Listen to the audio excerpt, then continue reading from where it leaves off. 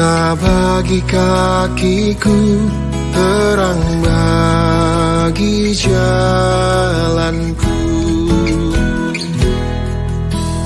Firman-Mu pelita bagi kakiku, terang bagi jalanku. Shalom, selamat pagi Bapak Ibu Saudara yang terkasih. Apa kabar Bapak Ibu Saudara di pagi ini?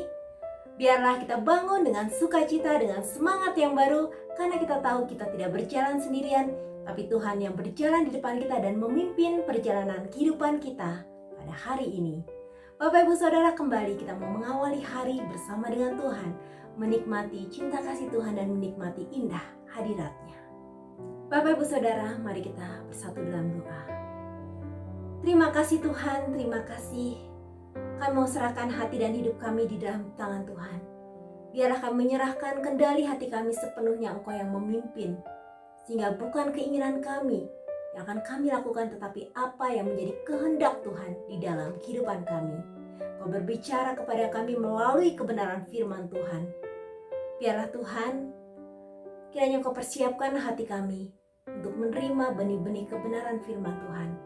Urapi hamba-Mu, bibir mulut hamba-Mu ini untuk menyampaikan kebenaran yang daripada Tuhan. Sucikan kuduskan kehidupan hamba-Mu Bapa di hadapan-Mu. Bapa, hamba juga berdoa untuk Bapak Ibu Saudara yang saat ini sedang mendengar renungan pagi ini.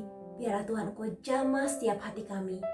Pertolongan Roh Kudus yang membuat kami boleh memahami apa yang menjadi isi hati Tuhan. Dan pesan Tuhan bagi kami pribadi lepas pribadi. Bapa, kami siap untuk menerima kebenaran firman Tuhan pada pagi ini. Haleluya. Amin. Tema kita pagi ini, keluarga, tempat kehidupan dimulai dan cinta tiada akhir. Mazmur 133 ayat 1-3. Sungguh alangkah baiknya dan indahnya apabila saudara-saudara diam bersama dengan rukun. Seperti minyak yang baik di atas kepala meleleh ke janggut, yang meleleh ke janggut Harun dan ke leher jubahnya. Seperti embun gunung Hermon yang turun ke atas gunung-gunung Sion. Sebab kesanalah Tuhan memerintahkan berkat kehidupan untuk selama-lamanya. Bapak Ibu Saudara, ketika kita merenungkan firman Tuhan ini, saya mendapatkan berkat tentang makna kebersamaan. Ini sangat luar biasa. Kebersamaan artinya ada bersama-sama dalam suka dan duka. Tidak ada seorang pun manusia yang bisa hidup sendiri. Kita selalu membutuhkan orang lain dalam berbagai hal. Kebersamaan adalah bentuk saling melengkapi satu dengan yang lain. Keluarga adalah tempat paling awal untuk kita membangun kebersamaan. Di dalam sebuah rumah kita bernaung, dan rumah seharusnya menjadi tempat terindah bagi setiap anggota keluarga untuk menjalani kebersamaan. There is no place like home. Tidak ada tempat seperti rumah. Dimanapun kita berada, rumah akan selalu menjadi tempat terbaik. Karena di dalamnya kita merasakan kehangatan dan cinta.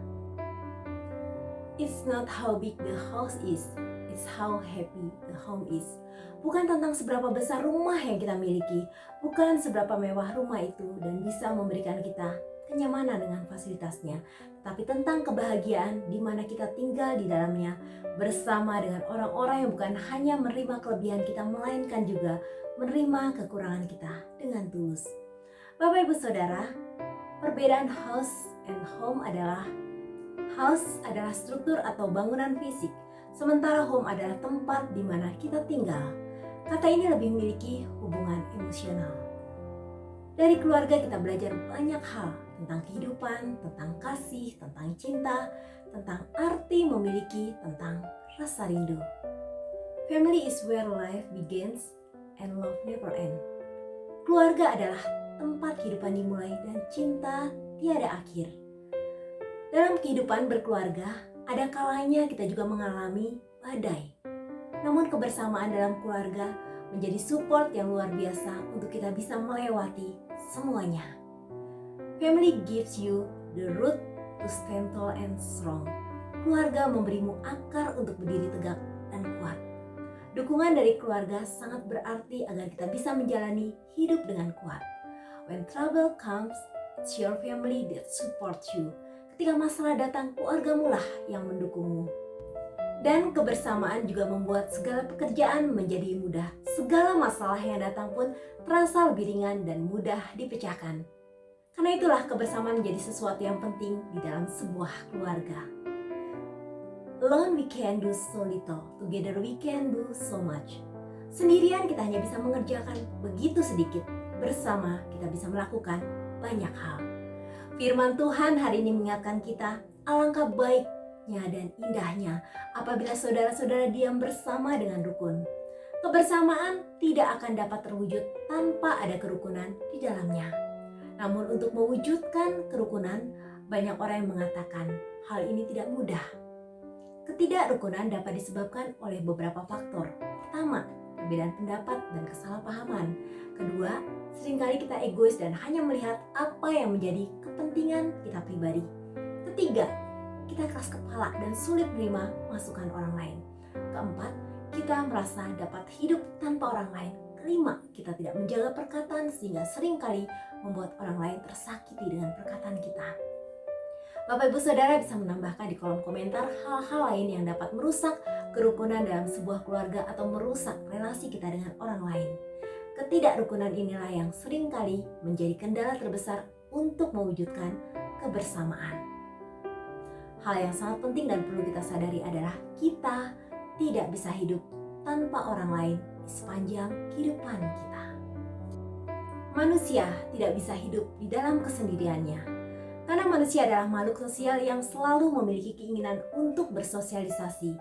Dalam interaksi tersebut dibutuhkan hidup rukun dan damai yang merupakan impian setiap orang. Namun keadaan seperti ini semakin langka. Bahkan cenderung ada tantangan dan rintangan di mana damai dan rukun hilang dari kehidupan berkeluarga. Tidak bisa dipungkiri bahwa gaya hidup modern membuat kasih itu semakin lama semakin pudar. Dalam Roma 15 ayat 5-7 mengatakan, semoga Allah yang adalah sumber kekuatan dan penghiburan mengaruniakan kerukunan kepada kamu sesuai dengan kehendak Kristus Yesus. Sehingga dengan satu hati dan satu suara kamu muliakan Allah dan Bapa Tuhan kita Yesus Kristus. Sebab itu terimalah satu akan yang lain sama seperti Kristus juga telah menerima kita untuk kemuliaan Allah. Bapak Ibu Saudara yang terkasih, mulai dari start kita lahir ke dunia ini, kita butuh dokter atau bidan untuk membantu proses kelahiran kita.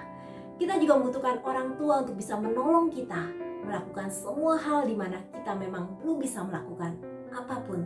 Dan 100% hidup kita bergantung pada orang tua dan keluarga. Dalam perjalanan kehidupan selanjutnya, kita tetap membutuhkan keluarga dan orang lain untuk dapat melengkapi kehidupan kita.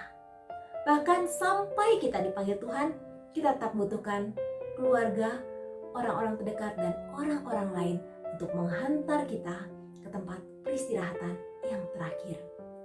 Sadari, tidak selamanya kita kuat, tidak selamanya kita mampu melakukan segala hal. Maka itu manusia dikatakan sebagai makhluk sosial, artinya kita tidak bisa hidup tanpa orang lain.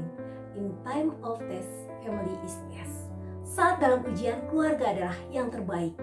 Keluarga adalah mereka yang akan terus bersama kita, bahkan saat kita di dalam masalah.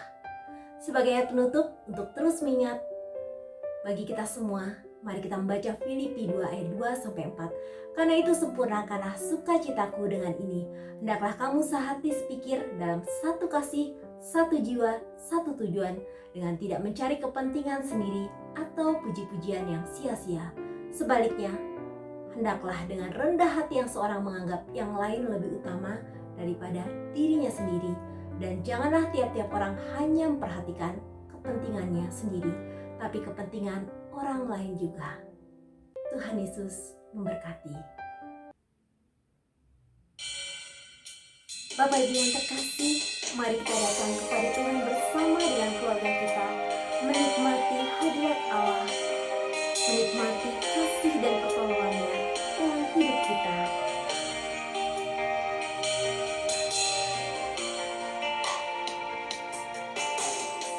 Hatiku tenang berada dekatmu, kaulah jawaban hidupku. Hatiku tenang berada